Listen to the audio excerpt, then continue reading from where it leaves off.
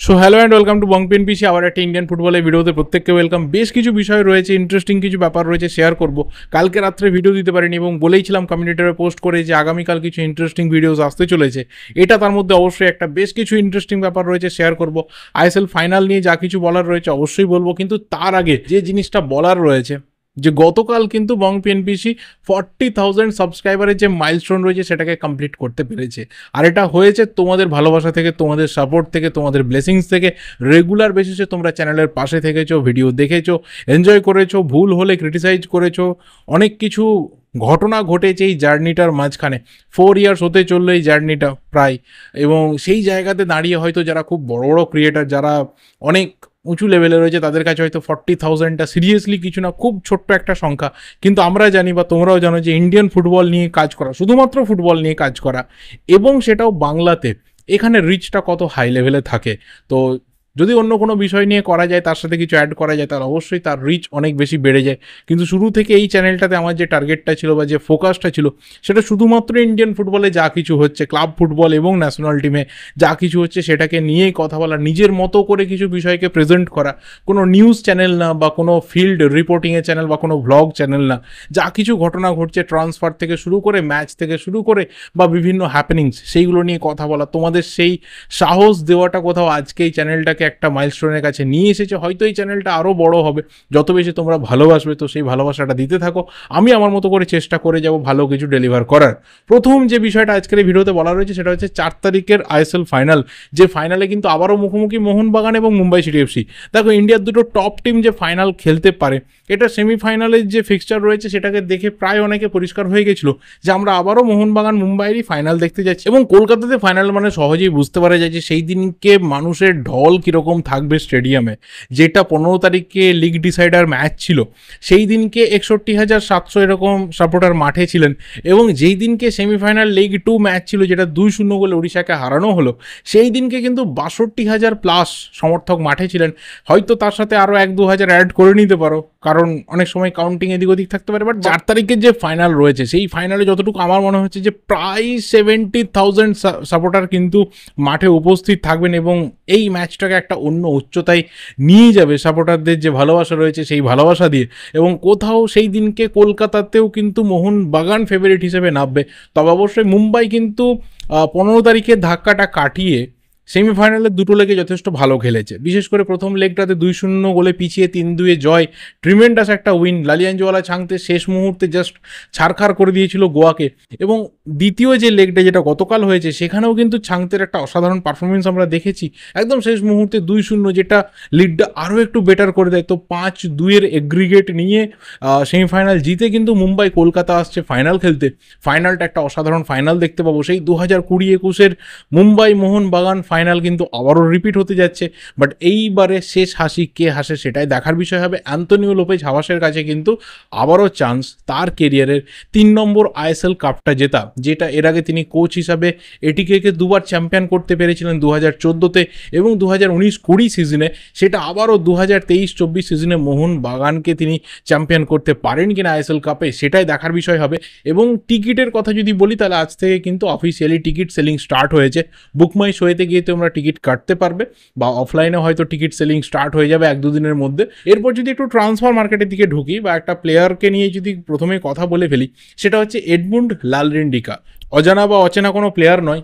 Bengaluru FC system থেকে উঠে আসা, ইস্টবেঙ্গলে লোনে ছিল, এই সিজনে ইন্টারকাশিতে সই করেছিল। সেই প্লেয়ারকে ইন্টারকাশি তো ধরে রেখেই দিয়েছে, তার পাশাপাশি আজকে অফিসিয়ালি ইন্টারকাশি জানিয়ে দিয়েছে যে কানাডা উড়ে যাচ্ছে আপাতত এডমুন্ড, এবং সেখানে গিয়ে অ্যাটলেটিকো ওটাওয়া, যেটা অ্যাটলেটিকো মাদ্রিদের একটা সিস্টার ক্লাব, সেখানে গিয়ে আপাতত ট্রেনিং পিরিয়ডে কিন্তু সে থাকবে। সেখানে যে ফ্যাসিলিটিস রয়েছে, পুরো সিস্টেমটা রয়েছে, তার মধ্যে সে ট্রেন করবে। গতকাল একটা রিউমার ছিল যে এডমুন্ড কিন্তু লোন ডিলে অ্যাটলেটিকো ওটাওয়াতে জয়েন করছে, বাট অফিসিয়ালি আজকে ইন্টারকাশি জানিয়েছে যে না, শুধুমাত্র ট্রেনিং পারপাসে যাচ্ছে। তবে এমনটা হতে পারে যে এটা হয়তো ট্রেনিং বা ট্রায়ালের মতো হলো। যদি সেখানে কোথাও যে কোচিং সিস্টেম রয়েছে সেটাকে প্রেস করতে পারে এডমুন্ড, তাহলে হয়তো সেই টিমে সিলেকশন হতে পারে, হয়তো আমরা একটা লোন মুভ দেখতে পারি। এবং হয়তো এই কারণে ইন্টারকাশির সাথে এডমুন্ড তার কন্ট্রাক্টটাকেও এক্সটেন্ড করেছে। তার কাছে কিন্তু বেশ কিছু আইএসএল ক্লাবের অফার ছিল, তো সেই সমস্ত কিছুকে কিন্তু নেগলেক্ট করে হয়তো এই রিজনটার জন্যই এডমুন্ড ইন্টারকাশিতেই থেকে গেছে। ইন্টারকাশি জানো তোমরা যে অ্যাটলেটিকো মাদ্রিদের একটা বড় স্টেক রয়েছে। তো দেখা যাক আবারও একজন ইন্ডিয়ান প্লেয়ারের জন্য নতুন কেরিয়ারের শুরু হয় কিনা। এবং এরপর যে প্লেয়ারকে নিয়ে কথা বলবো সেই প্লেয়ারকে নিয়ে বহুদিন আগে একটা ভিডিও বানিয়েছিলাম, যেদিনকে বেশ কিছু ডিফেন্ডার নিয়ে কথা বলেছিলাম যে ইস্টবেঙ্গল এই সমস্ত ডিফেন্ডারদেরকে ট্রাই করার দরকার অ্যাটলিস্ট, এরা ফ্রি বা এরা কোথাও মুভ করতে পারে। তার মধ্যে দুটো নাম, একটা নাম তো অলরেডি হয়ে গেছে, ডিল ডান হয়ে গেছে, প্রভাত লাকড়া। আরেকটা নাম হচ্ছে অ্যালেক্স সাজি, one of the best young defender in this season. 2023-24 সিজনে যখন হায়দ্রাবাদ এফসি পুরোপুরি ডামাডোলের মধ্যে রয়েছে, তখন এই একটা প্লেয়ার কোথাও ডিফেন্সে না টিমটাকে একটু হলেও নির্ভরতা দিয়েছিল, যেখানে ওরা খুব বেশি গোলের বন্যাতে হারিয়ে যায়নি। সেখানে এই অ্যালেক্স সাজিকে কিন্তু কিছুটা ক্রেডিট দিতে হবে এবং ভীষণভাবে নিজেকে উপরের দিকে তুলে নিয়ে এসেছিল। গোকুলামের হয়ে আই লিগ জিতলেও যে খ্যাতিটা বা যে কোথাও লাইমলাইটটা এতদিন ধরে ওর কাছে আসেনি, সেটা হায়দ্রাবাদের জার্সিতে ওর কাছে কিন্তু এসেছে। এর আগে লোনে নর্থ ইস্টে কাটিয়েছে বহু সময়, সেইভাবে ফোকাসটা পায়নি। তো সেই প্লেয়ারকে কিন্তু ইস্টবেঙ্গল এই মুহূর্তে ট্রাই করছে। অনেকদিন আগেই এটা আপডেট ছিল। সেই দিনকে আমার বলা যে সমস্ত ডিফেন্ডারদের নাম ছিল তার মধ্যে দুজনের কিন্তু একটা তো কমপ্লিট, আরেকটা হয়ে গেলে দুটো প্লেয়ার কিন্তু ইস্টবেঙ্গলের পথে যাচ্ছে। তো এইটুকু অন্তত আমার ফিল হতে পারে যে না, আমি অন্তত পক্ষে যেটুকু দেখে বলেছিলাম সেখানে আমি খুব একটা সেই দিনকে ভুল ছিলাম না। হয়তো সেদিনকে অনেকে নেগেটিভ কমেন্ট করেছিলেন, কিন্তু সেই দিনকে আমার অন্তত যতটুকু ফুটবল নলেজ ওয়াইজ রিসার্চ রয়েছে সেটা ভুল ছিল না। এইটুকু অন্তত আমি আমার নিজের কাছে স্যাটিসফাইড থাকতে পারি। তো অ্যালেক্স সাজি ইয়াং ডিফেন্ডার, সম্ভবত তাকে একটা 3 বছরের চুক্তি অফার করা হয়েছে, যেহেতু অলরেডি 1 সিজন চুক্তি রয়েছে হায়দ্রাবাদের সাথে। তো তাকে একটা অ্যামাউন্ট অফ ট্রান্সফার ফি দিয়ে নিয়ে আসতে, এবং সেদিনকে ভিডিওতেই বলেছিলাম যে মোটামুটি 50 to 70 লাখের মতো একটা ট্রান্সফার ফি হায়দ্রাবাদ দাবি করতে পারে, সেখানে একটা নেগোসিয়েশন চলতে পারে। আদারওয়াইজ প্লেয়ারের সাথে টার্মস বা ডিল এগ্রি করতে ইস্টবেঙ্গলের খুব একটা অসুবিধা হবে না। এবং চুংডুঙ্গার ব্যাকআপ বলো বা ফার্স্ট চয়েস ডিফেন্ডার হিজাজি মাহেরের পাশে বলো, সেই দুটো দিক থেকেই কিন্তু অ্যালেক্স সাজি পুরোপুরি কোয়ালিফাই করছে। তো আমার কাছে কোথাও পার্সোনালি এই সিগনেচারটা যথেষ্ট ভালো একটা সিগনেচার। ইয়াং, ফ্রেশ এবং এনার্জেটিক একটা ডিফেন্ডার, হাইট রয়েছে, ডিফেন্সিভ কোয়ালিটি যথেষ্ট ভালো। আর এই ধরনের ইয়াং প্লেয়ারদের ওপর তুমি যত বেশি ইনভেস্ট করবে তত বেশি কিন্তু তোমার ফিউচারটা সিকিউরড হবে, যেটা ইস্টবেঙ্গলের এই মুহূর্তে ভীষণভাবে দরকার। নাও লাস্ট যে প্লেয়ারকে নিয়ে কথা বলবো, এখানেই কোথাও আসল ইন্টারেস্টটা রয়েছে। এবং কালকের আমার বলা ইন্টারেস্টিং আপডেটসের মধ্যে এই প্লেয়ারের কথাটা কোথাও স্পেশালি বলতেই হবে। জেমি ম্যাকলারেন, অস্ট্রেলিয়ার ন্যাশনাল টিমের স্ট্রাইকার, দীর্ঘ সময় ধরে এ লিগে নিজের একটা কোথাও লেজেন্ডারি ব্যাপারকে তুলে নিয়ে যাওয়া, রেকর্ড গোল স্কোরার হওয়া, মেলবোর্ন সিটি এফসির হয়ে সমস্ত রকমের খেতাব জেতা। তারপরে কিন্তু অফিসিয়ালি মেলবোর্ন সিটি এফসি ছাড়ছে তাদের ক্যাপ্টেন জেমি ম্যাকলারেন, এবং অস্ট্রেলিয়া থেকে রিপোর্ট অফিসিয়ালি যে মেলবোর্ন থেকে কিন্তু তার জার্নি এবার ইন্ডিয়ার দিকে হচ্ছে, অর্থাৎ ইন্ডিয়ান সুপার লিগে জেমি ম্যাকলারেন আসতে চলেছে। একটা বিগ মুভ আমরা দেখতে চলেছি, এবং আমরা বহুদিন ধরে জানি, অন্ততপক্ষে লাস্ট 2-3টে উইন্ডো ধরে আমরা জানি যে জেমি ম্যাকলারেনকে কোন ক্লাব পার্টিকুলার টার্গেট করে রেখেছে, অ্যান্ড দ্যাট ইজ মোহনবাগান। দীর্ঘ সময় ধরে কিন্তু মোহনবাগানের সাথে জেমি ম্যাকলারেনের একটা করে লিঙ্ক আপ হয়। এই মুহূর্তে দাঁড়িয়ে কিন্তু এটা বড় রিমার যে জেমি ম্যাকলারেন ইন্ডিয়ান সুপার লিগের পথে আসতে চলেছে, এবং বেশ কিছু পোর্টাল থেকে অলরেডি শেয়ার করা হয়েছে যে মোহনবাগানের একটা স্ট্রং অফার কিন্তু ম্যাকলারেনের কাছে রয়েছে, এবং আরও একটা আইএসএল এর ক্লাব তারাও কিন্তু টার্গেটে রয়েছে। তো সেই ক্ষেত্রে মুম্বাই সিটি এফসি হতে পারে, কারণ তারাও একটা বড় এক্সপেন্স করার রাস্তায় থাকবে। যেহেতু পেরেরা ডায়াসকে ছেড়ে দেওয়া হচ্ছে, ডায়মন্ডটোকোস আসবে কি আসবে না এখনো অবধি ঠিক না। তবে তার পাশাপাশি আমার মনে হয় যে বেঙ্গালুরু এফসিও হতে পারে, যেহেতু বেঙ্গালুরু এই সিজনে বড় কিছু স্পেন্ডিংয়ের রাস্তাতে রয়েছে, এবং একইভাবে ওরা ডায়মন্ডটোকোসকে অফার করেছে।